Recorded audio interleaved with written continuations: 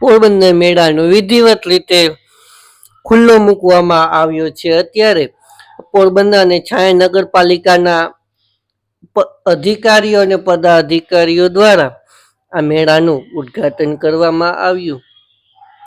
ત્યારબાદ થોડા ફટાકડાઓ પણ ફોડવામાં આવ્યા, ફાયર કરવામાં આવ્યું અને આ મેળો છે જે સાંસ્કૃતિક કાર્યક્રમ હતો તેનો દોર આગળ વધારવામાં આવ્યો હતો।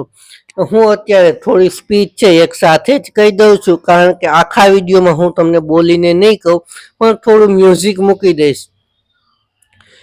તો આપ સર્વે મિત્રોનું મારી યુટ્યુબ ચેનલ કુબાવત કિશનમાં હાર્દિક સ્વાગત છે। મિત્રો, અત્યારે તમે પોરબંદર જન્માષ્ટમીનો મેળો 2024નું પ્રસારણ જોઈ રહ્યા છો। આ જે થોડા આગળના ડ્રોન શોટ છે, આ ડ્રોનનો નજારો આપ નિહાળી રહ્યા છો। કાલની તારીખમાં મારી આ જ ચેનલ ઉપર આખા કાર્યક્રમનું લાઈવ પ્રસારણ કરવામાં આવ્યું હતું, તે પણ આપને જોવું હોય તો આપ જોઈ શકો છો। અને જે પણ મિત્રોએ ખૂબ ઝાઝા બધા મિત્રોએ આ લાઈવ પ્રસારણ નિહાળ્યું હતું તેમનો ખૂબ ખૂબ આભાર। આશા છે કે જે વિડીયો આપને એ વિડીયો ગમ્યો હતો તેવી જ રીતે આ વિડીયોને પણ આપ લાઈક અને કોમેન્ટ કરશો। મારી યુટ્યુબ ચેનલ કુબાવત કિશનને સબસ્ક્રાઈબ ન કરી હોય તો સબસ્ક્રાઈબ કરી દેજો, કેમ કે 5 દિવસનું લાઈવ પ્રસારણ તમને આ મારી યુટ્યુબ ચેનલ ઉપર મળી રહેશે।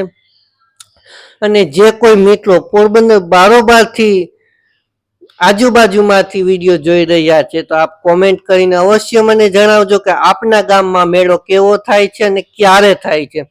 જો સમયની અનુકૂળતા રહેશે તો હું પણ ત્યાં આવીશ અને આપની સાથે એ વિડીયો બનાવવાનો પ્રયત્ન કરીશ।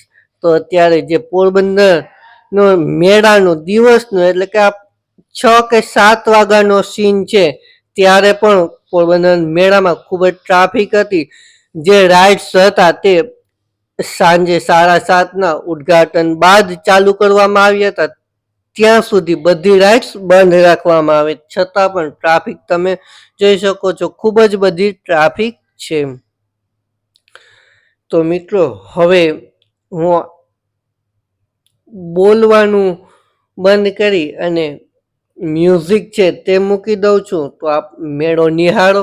આગળના ભાગમાં જે મેળામાં કઈ કઈ વસ્તુ મળે છે તેની હાઈલાઈટ મળી જશે, રાતે કેવો મેળો દેખાય છે તેની પણ તમને હાઈલાઈટ જોવા મળી જશે। સંપૂર્ણ વિડીયો નથી બનાવ્યો, ખાલી 5-5, 10-10 સેકન્ડના અમુક શોટ જ લીધા છે, તો આપ તે નિહાળશો। આ ડ્રોન શોટ છે એ પૂર્ણ થાય ત્યારબાદ એ ચાલુ થઈ જશે અને જે સાંસ્કૃતિક કાર્યક્રમ થયા છે તેના પણ થોડા થોડા ઝલક તમને બતાવવાનો પ્રયત્ન આ વિડીયોમાં કર્યો છે। તો મને આશા છે કે આપને આ વિડીયો ગમશે।